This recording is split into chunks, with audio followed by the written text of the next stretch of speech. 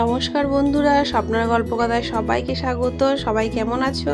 আশা করি নিশ্চয়ই সকলেই ভালো আছো, সুস্থ আছো।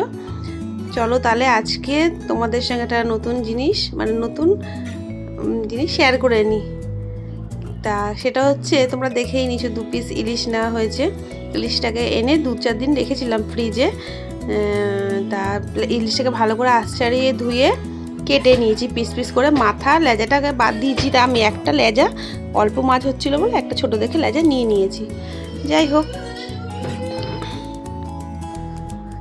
তারপরে হাঁড়ি বসিয়ে হাঁড়ির মধ্যে দারচিনি, লবঙ্গ এলাচ, তেজপাতা সব দিয়ে দিয়েছি। দিয়ে জলটা ভালো করে ফুটিয়ে চাল ভিজিয়ে রাখা ছিল সেটা দিয়ে ভাতটা নামিয়ে নিয়েছি। আমি নামিয়ে ফ্যান ঝরিয়ে রেখে দিয়েছি।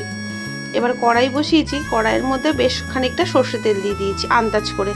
সর্ষের তেল দিয়ে খানিকটা পেঁয়াজ, বড় পেঁয়াজ 1.5 খানা, আমি কুচিয়ে নিয়েছি।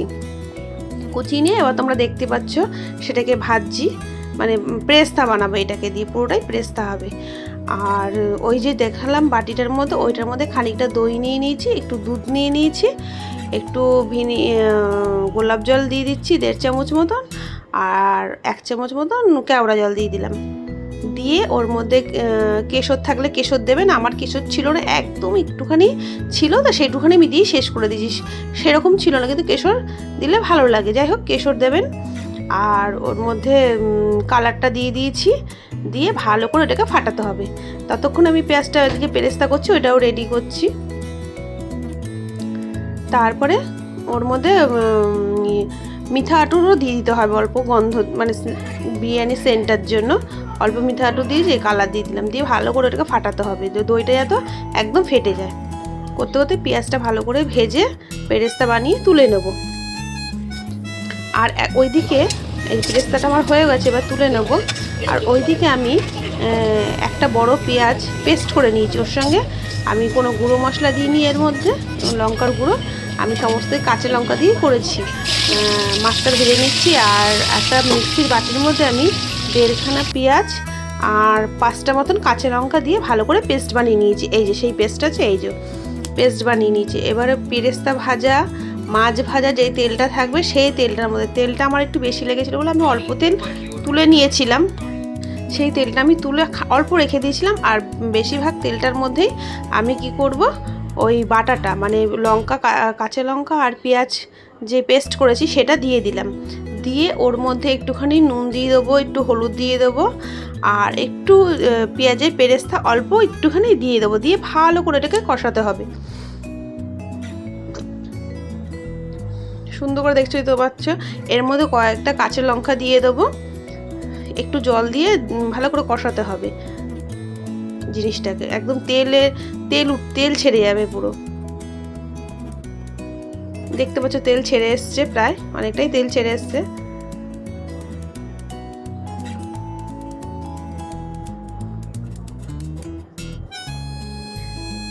এই যেই তেলটা তুলে রেখেছিলাম, ভাবলাম যে তাহলে তুলে রেখে আর কী হবে, তেলটা লাগবেই, খেতেও তাহলে ভালো লাগবে। ওই তেলটা আমি পরের দিকে দিয়ে দিয়েছিলাম। প্রথমে ভেবেছিলাম যদি অনেকটা এক্সট্রা হয়ে যায়, তা যাই হোক দিয়ে দিয়েছি। তেলটা দিয়ে ভালো করে কষিয়ে নিলাম। কষিয়ে নিয়ে এবার অল্প করে জল দিয়ে, একদমই অল্প জল দেওয়া হবে, অল্প করে জল দিয়ে আমি এই মশলাটাকে ঢেকে রেখে দেবো।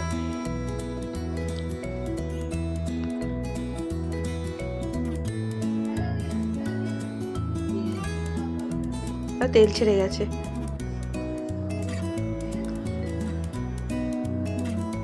অল্প করে জল দিলাম। এবার আমি ঢেকে খানিকক্ষণ রেখে দেবো। জলটা যেই ফুটে উঠবে, ফুটে উঠে যে জলটা ভালো করে ওই কাঁচা লঙ্কাটা দিয়ে দিলাম। ধুয়ে রাখা ছিল কাঁচা লঙ্কাটা আগে, কারণ সবাই তো সমান ঝাল খায় না, বা যার ঝাল বেশি খাবে তা সে দিয়ে নেবে। আমি এর মধ্যে আর কোনো কিছু দিইনি, গোলমরিচ টোলমরিচ দিইনি কিছু। মাছটা এই যে দিয়ে দিলাম। আমার মাছটা না পেটটা একটু ফেটে গেছিলো, জানি না কেন, কাটার জন্য নাকি ফ্রিজে রাখা ছিল তো 2 দিন, হতে পারে তার জন্য।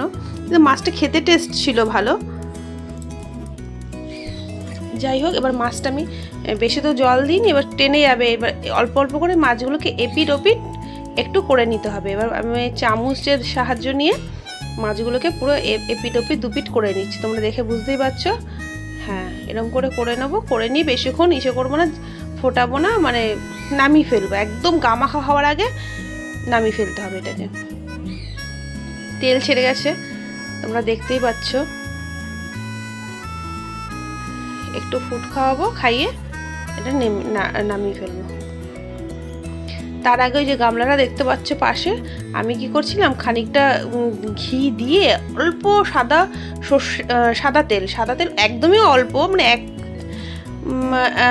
এক চামচ মতো সাদা তেল দিয়েছিলাম, আর বাদ বাকিটা ঘি দিয়েছিলাম। দিয়ে নিচটাতে হালকা গরম করে ওর মধ্যে খানিকটা গোটা গরম মশলা দিয়ে দিয়েছি, দিয়ে এই নামিয়ে ফেললাম। এর মধ্যে দিয়ে রাইসটা দিয়ে, পেঁয়াজের পেরেস্তা দিয়ে, বিরিয়ানি মশলা দিয়ে, নুন দিয়ে আমি রেডি করে রেখেছি। এবার শুধু এর মধ্যে মাছগুলো দিয়ে দেবো।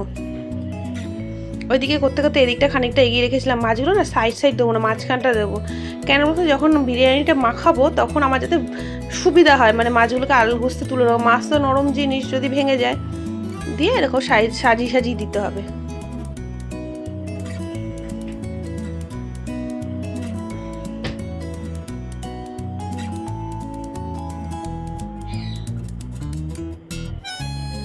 সাজিয়ে মাঝখানটা দিয়ে সাজিয়ে দিলাম। খানিকটা মশলা দিয়ে দিলাম। এবার বাদবাকি যে রাইসটুকু রয়েছে নুন দিয়ে দিলাম, একটু রাইসটা দিয়ে দেবো। দিয়ে আবার পুরো স্তরটাকে রাইসটা দিয়ে দিলাম। এবারে এই করে রাখা ছিল যেটা বললাম, তেজপাতা দিয়ে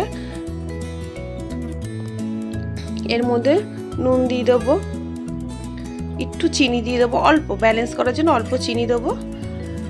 পেঁয়াজের পেরেস্তাটা সবটাই দিয়ে দেবো যেটুখানি আছে।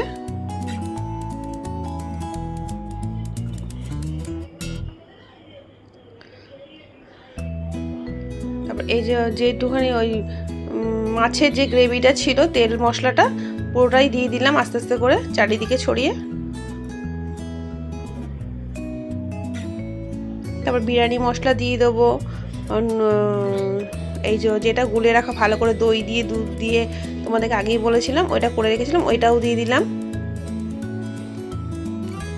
সব মেশানো আছে এর মধ্যে। একটু গরম মশলাও দিয়েছি।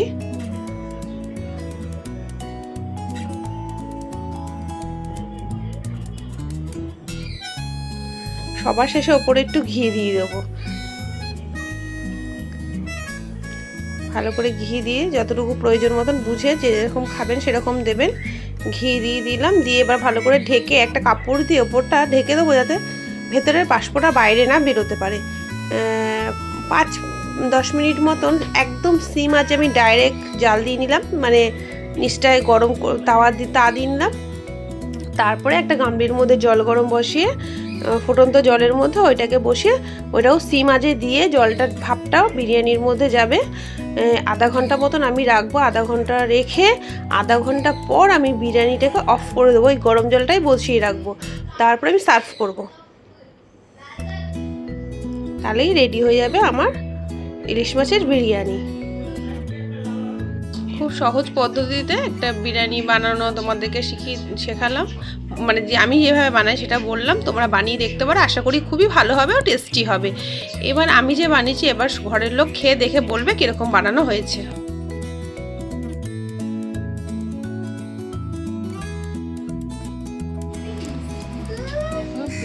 এরকম এসছে, এবার খেতে কিরকম হবে খেয়েই তারা বলবে। সে নুনটা হয়তো ব্যালেন্স কিরকম হয়েছে জানি না, নুনটা কম বেশি দিয়ে নেওয়া যেতেই পারে। খেতে কিরকম হয়েছে সেটা হচ্ছে ব্যাপার। চলো তাহলে এবার পরিবেশন করা যাক। ইলিশ বিরিয়ানি করেছি, এর আগেও একদিন করেছিলাম, ভালোই হয়েছিল। তবে আজকেটা কিরকম হয়েছে